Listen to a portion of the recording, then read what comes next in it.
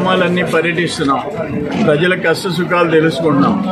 మేము ఒక కరపత్రం బాధుడే ఒక కరపత్రం ఇస్తే అంతకంటే ఎక్కువ ఇప్పుడు ఒక కుటుంబంలో ఆయన చెప్పాడు యజమాని, రాష్ట్రం నాశనం అయిపోతుంది సార్, ఒకటే ఒక మాట, ఈ ముఖ్యమంత్రి చేతిలో రాష్ట్రం నాశనం అయిపోతుంది సార్ అని చెప్పాడు.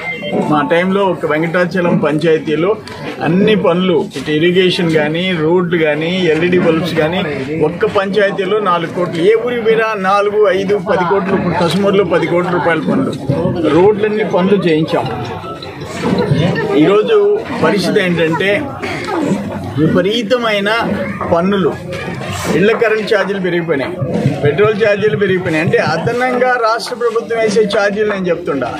పెట్రోల్ డీజిల్ మీద లీటర్కి 5 రూపాయలు వేసాడు, వ్యాట్ తగ్గించమంటే ఇతర రాష్ట్రాలు తగ్గించమంటే ఇక్కడ తగ్గించుకోవటం పరిస్థితి. ఇక్కడ ఒక ఆయన మంత్రి అయినాడు ఈ నియోజకవర్గం, ఆయన ఏమేమి అంతకుముందు హామీలు ఇచ్చాడో కొంచెం గుర్తు చేసుకొని అవన్నీ చేయాల్సిన అవసరం ఉంది.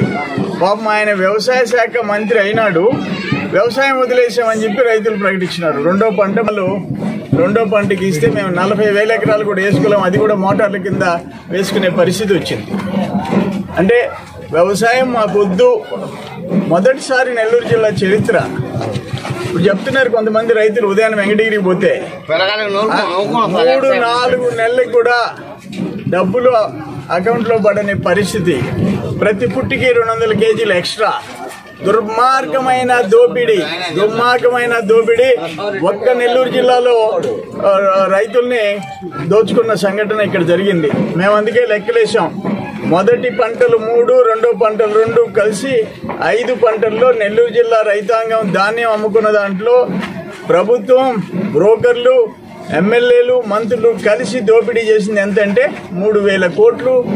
రైతులు నష్టపోయినారు.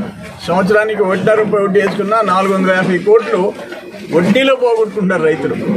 ఇంతకంటే దారుణం, నీచం ఇంకెక్కడ లేదు. అన్నం పెట్టే, రైతుల నోళ్లు కొట్టే ప్రభుత్వం ఎక్కడుందంటే ఆంధ్రప్రదేశ్లో ఉంది. ఇక్కడున్న ఎమ్మెల్యేలు, మంత్రులు రైతుల కోసం నోరు తెరిసే దమ్ముండేవాడు ఒక్కడు లేకుండా పోయినాడు. ఈరోజు వ్యవసాయ శాఖ మంత్రి వస్తే ఆయన ఐఏబీ మీటింగ్ పెట్టాడు, ఇరిగేషన్ అడ్వైజరీ బోర్డు మీటింగ్. మేము 40,000 కూడా ఏమయ్యా, మేమేదో మోటార్ల కింద తీసుకుని మీ నీళ్లు పడలేదు, ఏమీ పడలేదని చెప్పి క్రాప్ హాలిడే తమంతట తాము ప్రకటించుకునే పరిస్థితికి